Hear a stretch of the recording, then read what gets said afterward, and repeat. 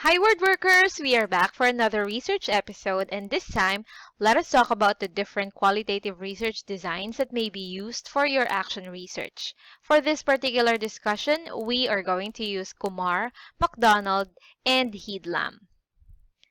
Before we delve deeper, let us first establish today's word queries. Number one, how is the word data technically defined in action research? And number two, what research approach, design, or method may be used to establish, determine, and validate these data?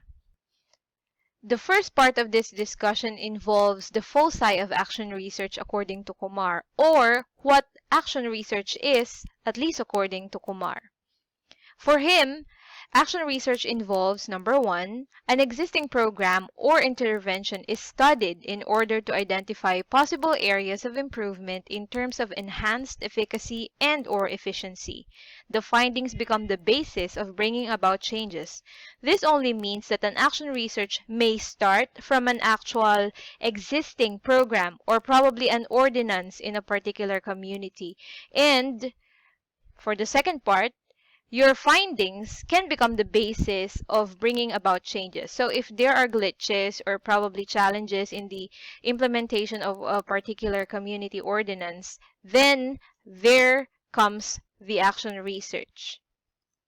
Number two, AR also involves a professional identifying an unattended problem or unexplained issue in the community or among a client group, and research evidence is gathered to justify the introduction of a new service or intervention.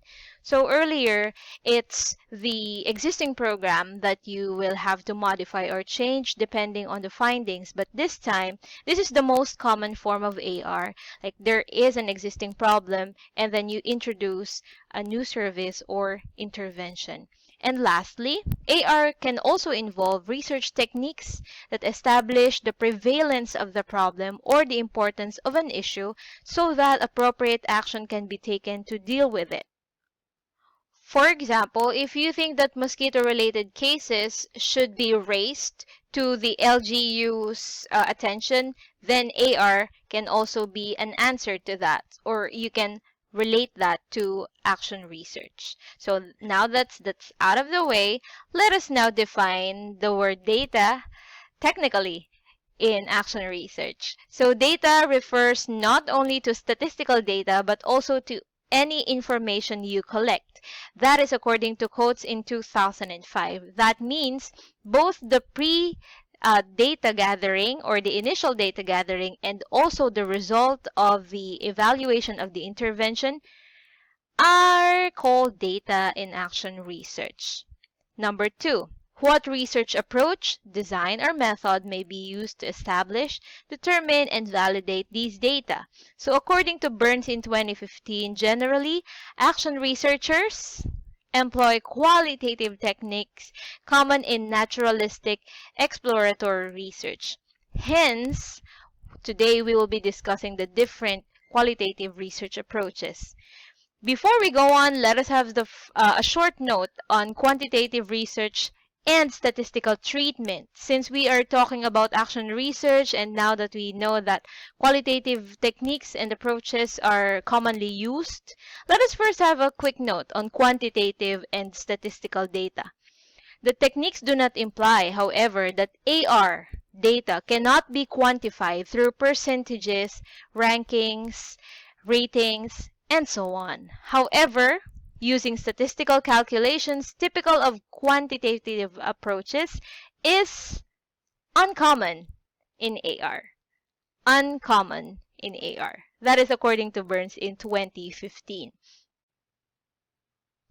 Let us now discuss the different qualitative research designs so you could get started with your mini action research. The first one is case study. But first, what is a case? A case could be an individual, a group, a community, an instance, an episode, an event, a subgroup of a population, a town, or a city. As you can notice here, when we speak of a case study, it could be as specific as just one person or could be as large as a town or a city. So it's the extremes of the number of participants. However, although it could just be one person, okay, the case you select becomes the basis of a thorough, holistic, and in-depth exploration of the aspect or aspects that you want to find out. Okay? But to qualify as a case study, it must be a bounded system, an entity in itself. A case study should focus on a bounded subject or unit that is either very representative or the very representative or extremely atypical.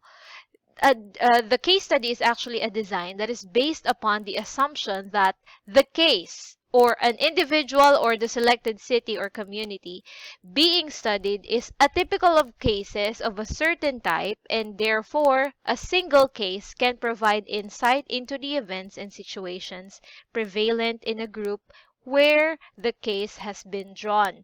Meaning, if you want to study or focus on a particular individual, let's say the stability of grade 12 students' mental health, then if you want to just study one person, then that one person or one case should be the very representative of all the cases.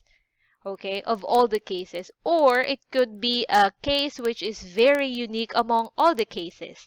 Hence, a case study could be as simple as just involving one person, but the selection of the actual participant or participants could be very tedious. So that is for the case study. Now, another qualitative research design is oral history. So oral history is an approach to study the perceptions, experiences, and accounts of an event or gathering historical knowledge as viewed by individuals. Now, oral history is actually a method of data collection than a study design. Okay. However, in in oral history or in qualitative research approach or design, it is oral history is actually a picture of something in someone's own words. Meaning, if it's about the perceptions, you know for a fact that it could be very subjective. But, however, it's a data collection and we respect all viewpoints from the participants. Another one is the very popular focus group discussion. It is a strategy in which attitudes, opinions, or perceptions towards an issue, product, service, or program are explored through a free and open discussion between members of a group and the researcher. FGD is very useful this time, especially for ODL, since ODL is a program being implemented at the moment. So FGD is one of the most recommended designs for evaluating the program itself. So when we go for an FGD type of data gathering instrument, it must last for 1 hour or for a maximum of 2 hours only. It must be composed of 6 to 12 members, and the dynamics, okay, or the 6 to 12 members should not have the same view. Okay, they should not have the same view of the particular issue or the program itself, because it will elicit healthy discussion of, the evaluation of the intervention itself. And then we must involve the very best persons to answer the questions, and the discussion should not be just a plain Q&A session with the researchers and the FGD participants. Okay, it should not be just Q&A, meaning everyone should participate. Since we will be involving students or people who do not share the same point of view, might as well use the differences in order to produce healthy exchange of ideas. So we also have to make sure that nobody is dominating the discussion. So everyone must be able to participate in the FGD. If somebody is going silent, then the data gathering may not be as reliable. So you have to get everyone speaking, really. The next one is ethnography. So this is usually done by developing a close interaction with the members of a group or actually living in the situation which is being studied.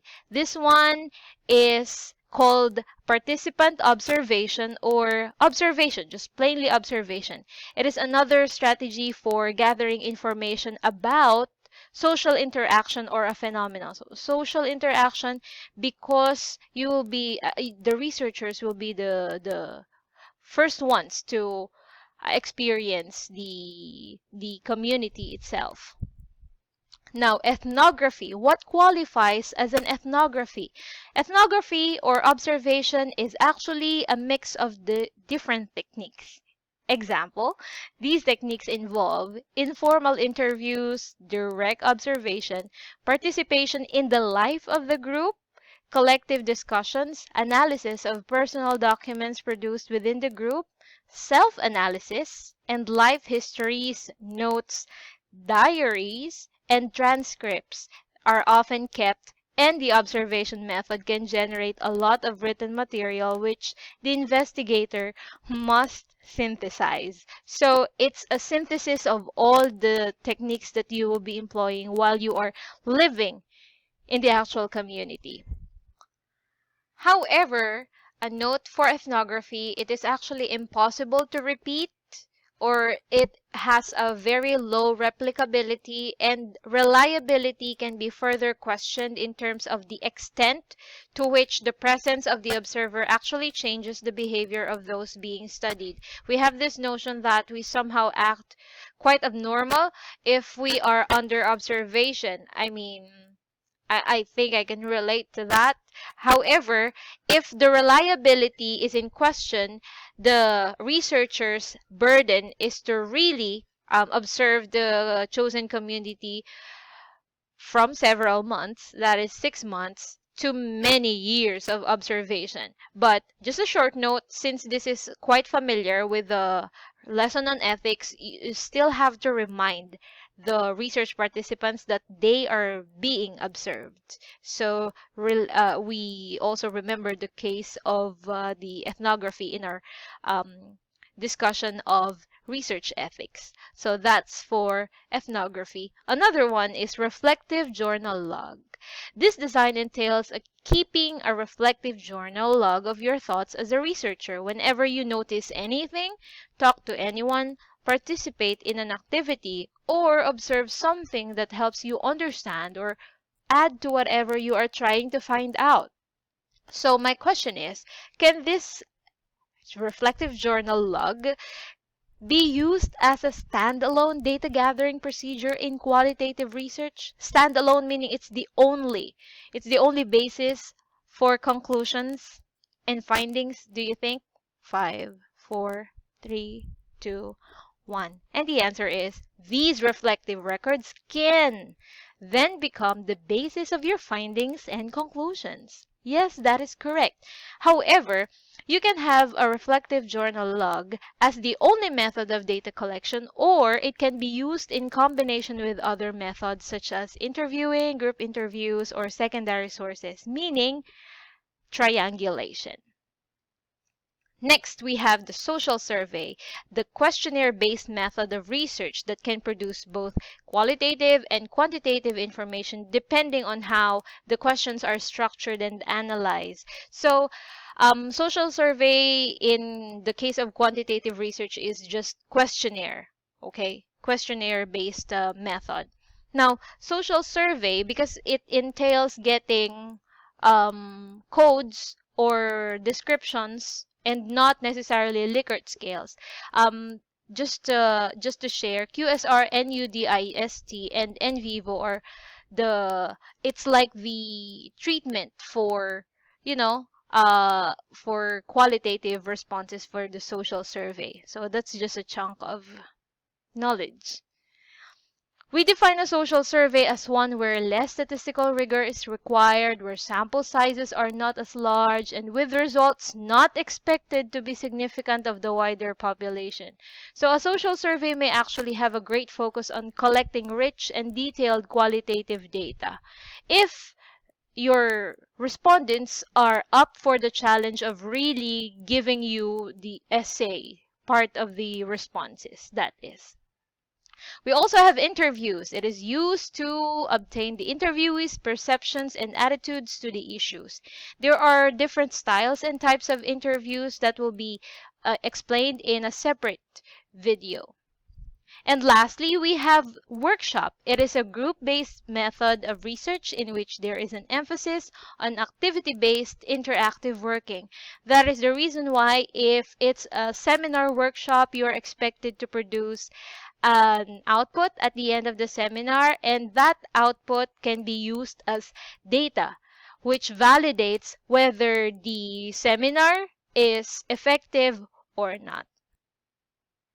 So a workshop may be used for raising awareness, capturing views and information, building consensus, and developing skills and capacity. It all depends on the objectives of the actual workshop. So that's it for the qualitative research designs. After this video, you will see and you will watch and you will learn from WordWorks by Shelica. Once again, we will be discussing interview styles and interview types as presented by Kumar, McDonald, and Heedlam. Thank you.